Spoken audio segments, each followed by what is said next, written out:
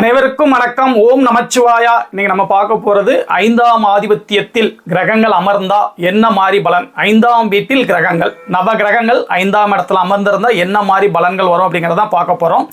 5ஆம் இடத்துல கிரகங்கள் அமர்ந்தால் மட்டுமே உடனே அதை வச்சு நம்ம பலன் சொல்லிடலாமா? இல்லைங்க. 5ஆம் இடத்துல சூரியன் அமர்ந்திருந்தால் கூட 5ஆம் அதிபதி எப்படி இருக்கிறாரு, அந்த வீடு கொடுத்த 5ஆம் அதிபதியுடைய வலு எப்படி இருக்குங்கிறத மெயினாக பார்க்கணும். 5ஆம் இடத்துக்கு காரகனாக வரக்கூடிய குருவுடைய வலு எப்படி இருக்குது அப்படிங்கிறத பார்க்கணும். பொதுவாக 5ஆம் இடத்துல ஆதிபத்தியம்னு பார்த்தீங்கன்னா மெயினான ஆதிபத்தியம் குழந்தை தான். உயிர் காரகத்துவமும் குழந்தை தான். அதுக்கப்புறம் மனம் சார்ந்த விஷயங்கள், காதல், பூர்வ புண்ணியம், இந்த மாதிரி இருந்தால் கூட முக்கியமான காரகத்துவம்னு எடுத்துட்டிங்கன்னா குரு தான். அந்த குரு எப்படி இருக்கிறாரு அப்படிங்கிறத பார்க்கணும். காதல் அப்படின்னு வரும்போது சுக்கிரன் எப்படி இருக்கிறாரு, 5ஆம் அதிபதியோடு சேர்த்து சுக்கிரன், 5ஆம் அதிபதியோடு சேர்த்து குரு, அதுக்கப்புறம் மனம் சார்ந்த விஷயத்துக்கு 5ஆம் அதிபதியோடு சேர்த்து சந்திரன். இந்த விஷயங்களெல்லாம் நம்ம நோட் பண்ண வேண்டியது இருக்கும். லக்னாதிபதி வலுவையும் நோட் பண்ண வேண்டியிருக்கும். வீடு கொடுத்தவன் வலு, அந்த கிரகம் அந்த வீட்டில் எந்த ஸ்தான பலத்தில் இருக்குது, ஆட்சியாக இருக்குதா, உச்சமாக இருக்குதா, நீச்சமாக இருக்குதா, நட்பா, பகையா, இந்த மாதிரி ஸ்தான வலு அதை பார்க்கணும். சுபத்துவம், அந்த கிரகத்துக்கு கிடைக்கக்கூடிய சுபத்துவம் குரு தொடர்பில் இருக்குதா, சுக்கிரன் தொடர்பில் இருக்குதா, வளர்பிறை சந்திரன் தொடர்பில் இருக்குதா, இல்லை ராகு, சனி, அமாவாசை, சந்திரன், செவ்வாய் இது போன்ற பாவிகள் தொடர்பில் இருக்குதா அப்படிங்கிற அந்த விஷயத்தை, சுபத்துவம் அந்த விஷயத்தையும் நம்ம பார்க்க வேண்டியிருக்கும். அந்த கிரகம் அந்த லக்னத்துக்கு 5ஆம் இடத்துல அமர்ந்தா கூட எந்த ஆதிபத்தியம், லக்ன யோகரா, லக்ன அவயோகரா, எந்த ஆதிபத்தியத்தை சேர்ந்தவர், இரு ஆதிபத்திய கிரகமாக இருந்தால் அவருடைய எந்த ஆதிபத்தியத்துக்கு மறைகிறாரு, எந்த ஆதிபத்தியத்தோடு தொடர்பில் இருக்கிறாரு, இத்தனை விஷயத்தை மேட்ச் பண்ணணும். வெறும் 5ஆம் இடத்தில் சூரியன் அப்படின்னு சொல்லிட்டு ஒரு பலன், 5ஆம் இடத்துல ஆண் கிரகமான சூரியன் இருக்கிறதுனால ஆண் வாரிசு உண்டு இப்படிலாம் சொல்லக்கூடாதுங்க. இது சரி வராதுங்க. இது இந்த மாதிரி பலன் சொல்கிறது ஒரு ஒழுங்கான முறையில் நான் சொன்ன இத்தனை விஷயத்தையும் மேட்ச் பண்ணணும். ஜாதகத்துடைய குவாலிட்டி, அந்த லக்னாதிபதியுடைய வலு, இத்தனை விஷயத்தையும் பார்க்கணும். பொதுவாக 5ஆம் இடத்துல சூரியன் அமரும் பொழுது அந்த சூரியன் ஒரு அரை பாவி அப்படிங்கிற அடிப்படையில் 5ஆம் இடத்தை ஒரு 50% பாதிக்க தான் செய்வார். ஆண் வாரிசெல்லாம் கொடுக்க மாட்டார். அதே சூரியன் 5ஆம் இடத்துல இருக்கிறாரு. இப்போ மேசத்துக்கு ஆட்சி பெற்று 5ஆம் இடத்துல இருக்கிறாரு. ஒரு சனி உடன் அமர்ந்திருக்கிறாரு. ஆண் வாரிசு சூரியனுடைய 6 வருட திசை நடந்து கொண்டிருக்கும் பொழுது உண்டு அப்படின்னு சொல்லிட முடியுமா?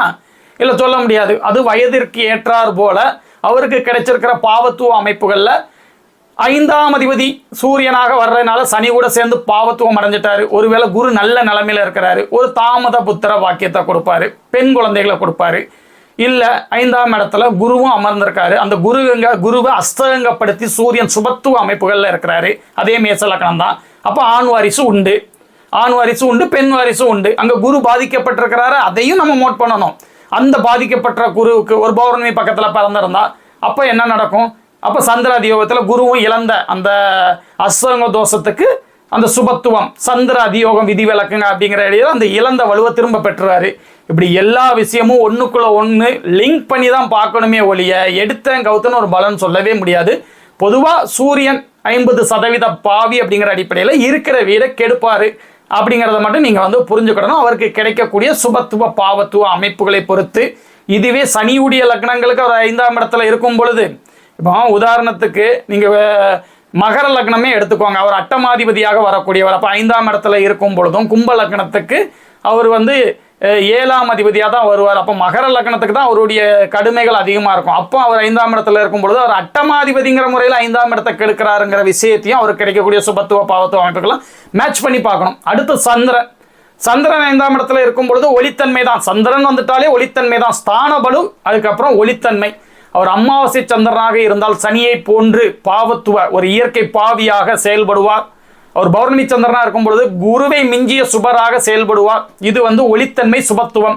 அதுக்கப்புறம் அந்த லக்னத்துக்கு அவருக்கு கிடைக்கக்கூடிய அவர் எந்த ஆதிபத்தியத்தை சேர்ந்தவர், அவர் நான் யோகரா, அவயோகரா, அவருக்கு வீடு கொடுத்தவனுடைய வலு எப்படி இருக்குது, இத்தனை விஷயத்தையும் மேட்ச் பண்ணி அந்த சந்திரனுக்கு கிடைக்கக்கூடிய சுபத்துவ பாவத்துவ அமைப்புகளை வச்சு அவர் நல்ல பலன்களையோ இல்லை தீய பலன்களையோ வழங்குவார். சந்திரன் பெண் கிரகம் தான். 5ஆம் இடத்துல பௌர்ணமி சந்திரனா சுபத்துவ அமைப்புகள் இருக்கும் பொழுது பெண் குழந்தைன்னு சொல்லிட முடியாது. அவர் ஒரு பௌர்ணமி சந்திரனா இருந்தால் ஆண் வாரிசு தான். 5ஆம் இடத்துடைய சுபத்துவத்தை பொறுத்தும் 5ஆம் அதிபதி புத்திரக்காரகனான குருவை பொறுத்து அங்கே ஆண் வாரிசை கொடுக்கக்கூடிய அமைப்புகளில் தான் அவர் இருப்பார். அவர் பெண் கிரகம் மட்டும் எடுத்துடக்கூடாது. அந்த விஷயத்தில் நம்ம புரிஞ்சுக்கிடணும். அதுக்கப்புறம் செவ்வாய் 5ஆம் இடத்துல இருக்கும் பொழுது அவர் 3 பார்வை கொண்ட கிரகம் இல்லையா, 8, 11, 12 தொடர்பு கொள்வார். 8, 11, 12 தொடர்பு கொள்வார். செவ்வாய் 8ஆம் இடத்தை பார்க்கிறது நல்லது இல்லை, ஆயுள் பலத்தை குறைப்பாரு. புதனுடைய லக்னமா இருந்தா இது கொஞ்சம் தீவிரமா இருக்கும். குருவுடைய லக்னமாக இருந்தால் யோகங்கிற முறையில கொஞ்சம் மட்டுப்படும். என்ன இருந்தாலும் அவர் ஒரு 75% பாவி அப்படிங்கிறத நம்ம மறந்துடக்கூடாது. 5ஆம் இடத்துல உள்ள அனைத்து கிரகங்களும் நேராக 11ஆம் இடத்தை தொடர்பு கொள்ளும். அப்படிங்கிறதுனால மறு திருமண வாய்ப்புகள் எந்த வயசுல வருது, 7ஆம் அதிபதி சுக்கிரனுடைய நிலையை பொறுத்து முதல் திருமணம் தோல்வி அடையக்கூடிய அமைப்புகளில் இருக்குதா, அப்படி இருக்கும் பொழுது தோல்வி அடைய மாதிரி 7ஆம் இடம் கெட்டு போய் 7ஆம் அதிபதி கெட்டு போய் சுக்கிரன் பாதிப்படைந்து அந்த தசாபுத்திகள் நடப்புல இருந்து திருமணம் ஒருவேளை நின்று ஒரு 40 வயசுல செவ்வாயுடைய அந்த 11ஆம் இடத்தை தொடர்பு கொண்டு சுபத்துவ அமைப்புகளில் இருக்கும் பொழுது அந்த 11ஆம் அதிபதியுடைய வலுவையும் பொறுத்து அப்போ மறு திருமண வாய்ப்புகள் நடக்கும். அவருக்கு கிடைக்கக்கூடிய சுபத்துவ பாவத்துவ அமைப்புகளை பொறுத்து ராகுவுடன் இணைந்து அவரே கடுமையான பாவியா இருக்கிறார், இல்லை சனியுடைய தொடர்பில் சனியுடைய பார்வையில் பாவியா எரிச்சல் அடைந்த மனநிலைமையில இருக்கும் பொழுது அப்போ அவருடைய பார்வைப்படுற இடங்கள் மூலியமா கெடுபலன்களே நடக்குமே ஒழிய நல்ல பலன்கள் நடக்காது. 12ஆம் இடத்தை தொடர்பு கொள்றாரு. 12ஆம் இடத்தை தொடர்பு கொண்டு வெளிநாடு வெளிமாநிலம் இந்த மாதிரி தூர இடங்கள்ல போகக்கூடிய வாய்ப்புகளை அவர் நசிப்பார். அது நல்ல பலன் கிடையாது. அது நல்ல பலன் கிடையாது. 8ஆம் இடத்தை ஒருவேளை தொடர்பு கொண்டிருந்தா கூட ஆயுளை பத்தி சொல்லும் பொழுது சனி எப்படி இருக்கிறாரு, லக்னாதிபதி எப்படி இருக்கிறாரு, 8ஆம் அதிபதி எப்படி இருக்கிறாரு, இத்தனை விஷயத்தையும் பார்க்கணும். ஒரு முக்கால் பாவிங்கிற அடிப்படையில் புதனுடைய லக்னங்களுக்கு கர்ண கொடூரமான விளைவுகளை ஏற்படுத்தக்கூடிய அதே செவ்வாய் குருவுடைய லக்னங்களுக்கு பெரிய பாதிப்புகளை ஏற்படுத்த மாட்டார். இந்த மாதிரி நம்ம பல ஆங்கிளில் தான் நம்ம பார்த்து பலன் எடுத்துக்கிடணும். அதுக்கப்புறம் புதன் ஒரே ஒரு பார்வை கொண்ட கிரகம் தான். 5ஆம் இடத்துல இருக்கும் பொழுது 11ஆம் இடத்தை தொடர்பு கொள்வார். அவர் ஒரு 25% குருவை போன்று சுபர் அப்படிங்கிற அடிப்படையில் வேற எந்த பாவிகள் தொடர்பில்லாமல் இருக்கிற புதன், ஒரு தனித்த புதன், அவர் சுக்கிரனுடன் சேர்ந்த புதன் ஒரு 25% அந்த பாவகத்தை 11ஆம் பாவகத்தையும் அவர் இருக்கக்கூடிய 5ஆம் பாவகத்தையும் அவர் வளர்ப்பார். அதே நேரத்தில் ஒரு அலிகிரகம்ங்கிறதுனால 5ஆம் இடத்துல தனித்து இருக்கும் பொழுது 5ஆம் அதிபதியை பொறுத்து பெண் குழந்தைகள் வரக்கூடிய சான்சஸ் அவர் வழங்குவார். செவ்வாய் இருக்கும் பொழுது செவ்வாய் ஒரு ஆண் கிரகம் இல்லையா, அதனால ஆண் வாரிசா உண்டு அப்படிலாம் சொல்லக்கூடாது. செவ்வாய் அந்த வீட்டை கெடுத்து பெண் குழந்தைகளை தான் வழங்குவார். அந்த வீடு சுபத்துவமாக இருக்கணும். அந்த வீடு செவ்வாய் அமர்ந்து ஒரு குருவுடைய தொடர்பு பெற்றிருந்தால்தான் அங்கே ஆண் வாரிசு, அப்படி இல்லைன்னா அப்படியே பலன் மாறிடும். அப்படிங்கிறத நீங்கள் புரிஞ்சுக்கிடணும். செவ்வாயுடைய லக்னங்களுக்கு புதன் அமர்ந்திருக்கிறது. ஓரளவு அந்த இயற்கை சுபர் அப்படிங்கிற அடிப்படையில் நல்லது செஞ்சிருந்தால் கூட ஆதிபத்திய ரீதியாக சில கெடுதல்களையும் வழங்கும். அதே நேரத்தில் புதன் பாவத்துவ புதனாக இருக்கும் பொழுது செவ்வாயுடைய லக்னங்களுக்கு கர்ண குடரமா 5ஆம் பாவகத்தையும் 11ஆம் பாவகத்தையும் நசிப்பார். அப்படிங்கிறத நீங்கள் புரிஞ்சுக்கிடணும். அடுத்து குருவும் 3 பார்வை கொண்ட நபர். அவர் 5ஆம் இடத்துல இருக்கும் பொழுது 1, 5, 9 அப்படிங்கிற அந்த அந்தஸ்தை குறிக்கக்கூடிய முக்கோணம் செயல்படும். குரு 5ஆம் இடத்துல இருக்கிறது பூர்வ புண்ணியங்கள்ங்கிறது அதெல்லாம் ஒன்றும் கிடையாதுங்க. முன் ஜென்மத்தில் நம்ம செஞ்ச புண்ணியத்துக்கு ஏற்ற மாதிரி அந்த 5ஆம் இடம் வலுவாக இருக்கும் அப்படின்லாம் சொல்லுவாங்க. அது எந்த அளவுக்கு சாத்தியம் அப்படின்னு சொல்ல முடியாது. ஆனால் 5ஆம் இடம் வலுவாக உள்ளவங்களுக்கு அதிர்ஷ்டஸ்தானம் இல்லையா, அதிர்ஷ்டம் நல்லா இருக்கும். மனம் ஸ்திரமான நிலைமையில சந்திரனுடைய நிலையை பொறுத்து அமையும். காதல் சார்ந்த விஷயங்கள்ல குருவுடைய தசாபுத்திகள்ல அந்த 1, 5, 9 ஒரு இயற்கை சுபர் கோணத்துல இருக்கிறார் அப்படிங்கிற அடிப்படையில் அதுவும் சுக்கிரனுடைய லக்னங்களுக்கு ஒரு மாதிரி பலனை கொடுப்பாரு, செவ்வாயுடைய லக்னங்களுக்கு ஒரு மாதிரி பலனை கொடுப்பாரு. இதெல்லாம் நம்ம கலந்து தான் பார்க்கணும். எந்த ஆதிபத்தியத்தை சேர்ந்தவர் குரு அப்படிங்கிறதையும் பார்க்கணும், 5ஆம் அதிபதி எப்படி இருக்கிறாருங்கிறதையும் பார்க்கணும். நான் சொன்ன மாதிரி முதலிய மனம் சார்ந்த விஷயங்களுக்கு சந்திரனையும், காதல் சார்ந்த விஷயங்களுக்கு சுக்கிரனையும், குழந்தை சார்ந்த விஷயங்களுக்கு குருவையுமே நம்ம பார்த்து முடிவு பண்ணணும். குரு பொதுவாக 5ஆம் இடத்துல ஒரு இயற்கை சுபரா கோணத்துல இருக்கிறது நல்லது. அவர் 1ஆம் இடத்தை பார்த்து லக்னத்தை வலுப்படுத்துவார். என்ன இருந்தாலும் அவர் ஒரு முழுமையான இயற்கை சுபர் இல்லையா, லக்னத்தை ஸ்ட்ராங் படுத்துவார்.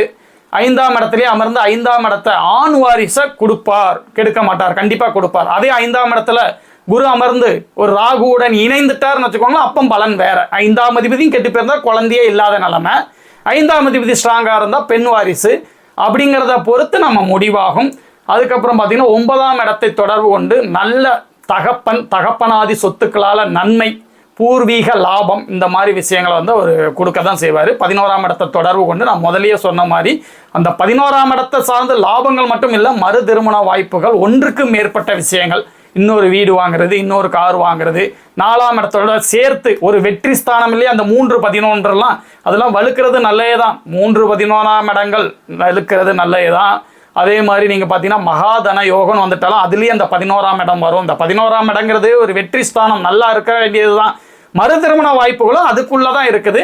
அப்போ வந்து அந்த எந்த காலகட்டத்தில் வருது அப்படிங்கிறத பொறுத்து நம்ம வந்து பலனை வந்து நம்ம மாற்றணும். இப்போ 70 வயசில் வருது, அப்போ உங்களுக்கு 11ஆம் இடத்தை பார்த்து குரு வலுப்படுத்துறதுனால மறு திருமண வாய்ப்புகள் உண்டு.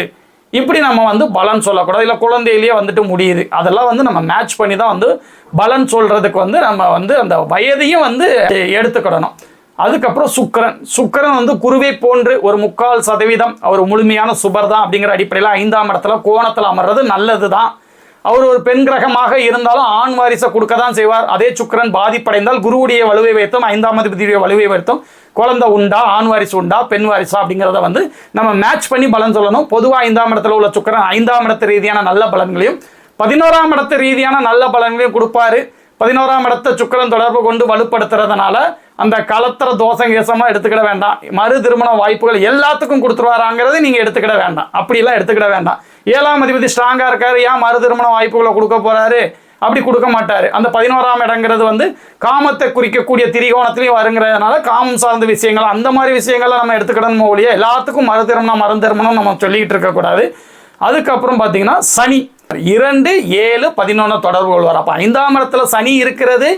திருமணம்னு வரும்போது 3, 7, 11, அதில் 7, 11 அவர் தொடர்பு கொள்றாரு. குழந்தை ஸ்தானமான 5ஆம் இடத்துல இருக்கிறார். அப்போ தப்பு. புத்திர தோஷமான புத்திர தோஷம் தான்.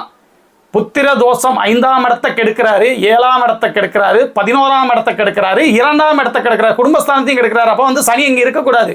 திருமணம் சார்ந்த விஷயங்களுக்கு கண்டிப்பாக இருக்கக்கூடாது. அவர் வந்து ஒரு கோணத்தில் இயற்கை பாவி உபஜயஸ்தானத்தில் அமராமல் கேந்திரத்தில் அமராமல் ஒரு கோணத்தில் அமர்றது தப்பு தான். மனம் சார்ந்த விஷயங்கள், காதல் சார்ந்த விஷயங்கள் எந்த வயசில் வருது அப்படிங்கிறத பொறுத்து பிரச்சனைகளை கொடுப்பாரு. திருமண வயசில் வரும்பொழுது குழந்தை சார்ந்த விஷயங்களை தாமதப்படுத்துவார். ஒரு 27 வயசுக்கு உள்ள வர்ற பையனுக்கு திருமணத்தை தாமதப்படுத்துவார். ஒரு 33 வயசில் இருக்கும் பொழுது அந்த குழந்தை சார்ந்த விஷயங்களை வந்து தடுத்து நிப்பாட்டி வச்சிருப்பாரு. ஆண் வாரிசுக்கு தடை கொடுப்பாரு. அதுக்கப்புறம் ஒரு 50 வயசுலையோ 60 வயசுலையோ வரும்பொழுது குழந்தையுடைய ஆயுள் பலத்தை பொறுத்து குழந்தையை பிரிக்கிறையா இல்லை இலக்க வைக்கிறதா அப்படிங்கிற விஷயத்தை வந்து செய்வார். இது வந்து நல்லது இல்லை. 5ஆம் இடமான குழந்தை சார்ந்த விஷயங்கள், அதிர்ஷ்டம் சார்ந்த விஷயங்கள், காதல் சார்ந்த விஷயங்களுக்கும் நல்லது இல்லை. 2ஆம் இடத்தை தொடர்பு கொண்டு தனம், வாக்கு, குடும்பம் இது போன்ற விஷயங்களையும் அவர் வந்து கெடுப்பார், தடுப்பார். அவருக்கு கிடைக்கக்கூடிய சுபத்துவ பாவத்துவ அமைப்புகளை பொறுத்து சுபத்துவமாக இருக்கிறாரு, ஒரு குருவுடைய தொடர்பில் இருக்கிறாரு, அவருடைய பார்வையுடைய வலிமை குறையும். உடனே கொட்டி கொடுத்துட மாட்டார். அவருடைய பார்வையுடைய வலிமை குறையும் தான் எடுத்துக்கிடணும். சுக்கிரனுடைய லக்னங்களுக்கு ராஜ யோகாதிபதி தான். உடனே வந்து நல்லது நடந்துருமா? அப்படி நல்லது நடக்கும்னு சொல்லி நம்ம எடுத்துருந்தோம்னா அது தப்பு. என்ன இருந்தாலும் சனியுடைய பார்வை வந்து சர்வநாசம் தான். அதுக்கப்புறம் 7ஆம் இடத்தை பார்த்து நட்பு வட்டாரம், வெளி தொடர்பு, சமுதாய தொடர்பு, அதுக்கப்புறம் வந்து திருமணம் சார்ந்த விஷயங்களில் சிக்கல்களை கொடுப்பாரு. 11ஆம் இடத்தை பார்த்து மறு திருமண வாய்ப்புகள், அது வந்து லாபம் சார்ந்த விஷயங்கள் நல்லா இல்லாத நிலைமையாக தான் இருப்பார். அது நல்லது கிடையாது. சனி வந்து அமரக்கூடாது. அடுத்து ராகுவும் அமரக்கூடாது. இதுவும் வந்து புத்திர தோஷம் தான். ராகு 5ஆம் இடத்துல அமரும் பொழுது கண்டிப்பாக ஆண் வாரிசை கெடுப்பார். அதே நேரத்தில் எந்த வயசில் அது வருதுங்கிற பொறுத்து. ஒருவேளை 5ஆம் இடத்துல உங்களுக்கு ராகு அமர்ந்துட்டார், ஒரு குரு சுக்கிர தொடர்பை பெற்றுட்டார், அப்போ ஆண் வாரிசை மட்டும் தடுத்து ஒரு பெண் குழந்தையை கொடுக்கறது. குழந்தை பிறந்தாலும் குழந்தை வந்து தள்ளி வளரக்கூடிய சூழ்நிலை. குழந்தை பிறந்தோடனே தகப்பன் வந்து பிரிஞ்சு வெளிநாட்டுக்கு வந்து பெயரக்கூடிய அமைப்புகள், இந்த மாதிரி விஷயங்கள்லாம் வந்து குழந்தை அவருடைய ஜாதகத்தில் 5ஆம் இடத்துல ராகு இருக்குது, குழந்தை பிறந்துடுச்சு, குழந்தைய பார்க்க முடியாமல் தள்ளி வெளிநாட்டில் போய் வேலை பார்க்குறது, இந்த மாதிரி மற்ற விஷயங்களும் அந்த குழந்தையுடைய ஜாதகம், கணவன் மனைவி உறவு, இதை வச்சு பிரிவாரா, இழப்பாரா, பிரிவாரா, இத்தனை விஷயத்தையும் பார்க்கணும். 5ஆம் இடத்துல ராகு அந்த வீட்டை கெடுப்பார். அந்த வீட்டை கெடுத்து தான் பலன் செய்வார்.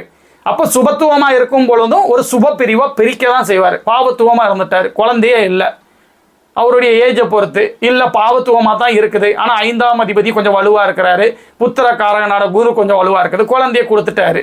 குழந்தைய கொடுத்ததுக்கப்புறம் ஒரு ஏஜுக்கு அப்புறம் தான் வருது. ஜாதகத்தில் 5ஆம் இடத்துல ராகு இருந்தாலே நான் சொன்னது நடந்துடும். அதுக்கப்புறம் ராகு தசையாக வரும்பொழுது அந்த பையனுக்குள்ள வயசையும் அவனுடைய ஜாதக வலுவையும் வச்சு இவருடைய ஜாதகத்தில் குழந்தையை இழக்கக்கூடிய அமைப்புகளா, பிரியக்கூடிய அமைப்புகளா, இந்த மாதிரி விஷயத்தை வரணும். கேது அமர்ந்திருக்கிறது ராகு அளவுக்கு கெடுதல் இல்லைனாலும் கேதுவும் அந்த பாவகத்தை நசிப்பார், ஆண் வாரிசுக்கு தடை பண்ணுவார். ராகு அமர்ந்து புத்திர தோஷம் அளவுக்கு கேது அமர்ந்து பெண் வாரிசை கொடுத்து ஆண் வாரிசை மட்டும் தடை பண்ணுவார் ஒழிய ராகு அளவுக்கு குழந்தையுடைய இழப்பு அளவுக்கு கொடூரமாக வந்து அது இருக்காது. அந்த விதத்தில் கேது இருக்கிறது வந்து ராகு அளவுக்கு கெடுதல் கிடையாது, பரவாயில்லை. இதுவும் வந்து நம்ம 5ஆம் அதிபதி எப்படி இருக்கிறாரு, புத்திரக்காரனான குரு எப்படி இருக்கிறாரு, லக்னம் லக்னாதிபதி எப்படி இருக்குது, இத்தனை விஷயத்த வந்து நம்ம மேட்ச் பண்ணி தான் நம்ம வந்து பலன் பார்க்கணும். பொதுவாக 5ஆம் இடத்துல ராகு கேது அப்படின்னு சொல்லிட்டு வந்து அப்படிலாம் வந்து ஒரே ஒரு பாயிண்ட்டை வச்சு மட்டும் எடுத்தீங்கன்னா கண்டிப்பாக வரவே வராதுங்க. அது ஜோதிடத்தில் வந்து கண்டிப்பாக வராது. இந்த லக்னம், இந்த ராசி, இந்த நட்சத்திரம், அவருக்கு 5இல் சனி இருக்குது, எனக்கு 5இல் சனி இருக்குது, அவரும் மிதுன லக்னம் தான், நானும் மிதுன லக்னம் தான்னா கூட போய்கிட்டே இருக்கும்.